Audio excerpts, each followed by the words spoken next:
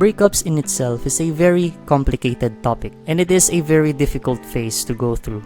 So let me try and give you a very straightforward answer and try to make things a little bit easier for you. Here are the 5 steps in getting over a breakup, as well as a bonus tip at the end of the video for those of you who make it there. In order for you and me to be on the same page, let us define what moving on is. In my opinion, you already know that you moved on when you're already looking ahead to new possibilities, and as well as the idea of coming back is something that you will never consider. Now that I have defined what moving on is, let us now proceed to the 5 steps. For the first step, get rid of the reminders. Anything that reminds you of your ex, get rid of it.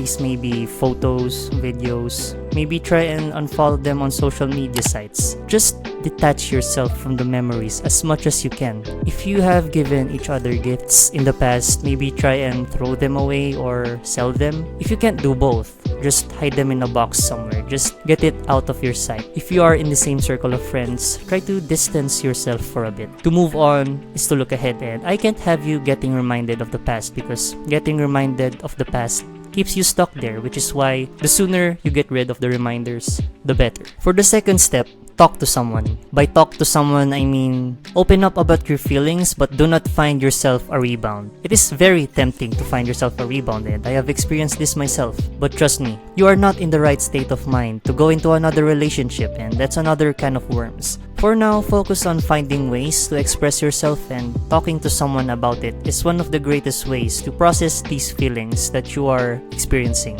And make sure that this person you are talking to is someone you trust and is someone who wouldn't stab you in the back. And if you don't have someone to talk to, you could process your feelings by writing them with a pen and paper. The goal of this step is to find an outlet for your emotions, and because keeping them in would just become pent-up emotions, and it's something that is unhealthy for you both mentally and physically. For the third step, spend time with your friends and do something fun. Maybe in that previous relationship, you have been so busy that you started to hang out less with your friends, and this could be a great opportunity to catch up. I remember spending time with my friends just hanging out and playing video games as an enjoyable experience, because spending time with friends is quite a great distraction from the pain. The thing about friends, they could also help with the struggles you are experiencing, but try to not do things that you know are unhealthy for you, like drinking alcohol or vaping just to get a high and escape the pain. Do not do that. For the fourth step,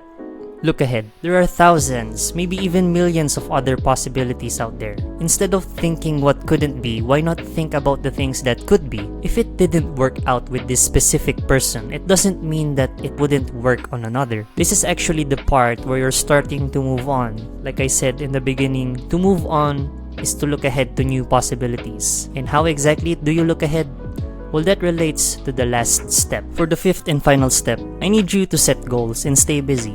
This breakup that you're experiencing right now could be a great motivation for you to start working on your goals. Sure, it may be temporary motivation, but it is still motivation. These goals that you set for yourself could serve as a great distraction from the pain that you are feeling. The great thing about this distraction is it is something productive. But don't just set goals for yourself. I need you to start working on them. Maybe try starting a new workout, or maybe try glowing up. Maybe start excelling in your career as well as your studies. And here's one thing that I think could motivate you. There is a statement out there in the internet that says, success is the best kind of revenge. So I need you to start trying to succeed with your own goals. In my experience, the fifth and final step where you set goals and start working on them is when you will start to eventually forget about your ex. If you immerse yourself enough in work and give it some time, you will eventually start to lose memories of them. That is if you did the first step though. For those of you who made it to the end of the video, here is your bonus tip. I need you to give it some time. Maybe you have been together with this person for so long, to the point that you have gotten used to it, and you can't just move on overnight as if like you already forgot about them. You have to get used to being by yourself again. And the thing about getting used to something, you should always give it some time. Anyways, the timeline for this moving on process could vary from person to person, but I gave you the answers to moving on that has worked for me in the past. It is like a blueprint that you could follow. If you are new to the channel, my name is Mar, and I make videos like these and post them every Saturday. If you are into self-improvement content just like this one, make sure to subscribe for more, as it helps me and I hope that it also helps you. For my new subscribers, welcome to this channel, and I hope that you're having a great time here. The support has been great and it has been encouraging me. We just hit 10 subscribers, and that's something I am already grateful for, to be honest.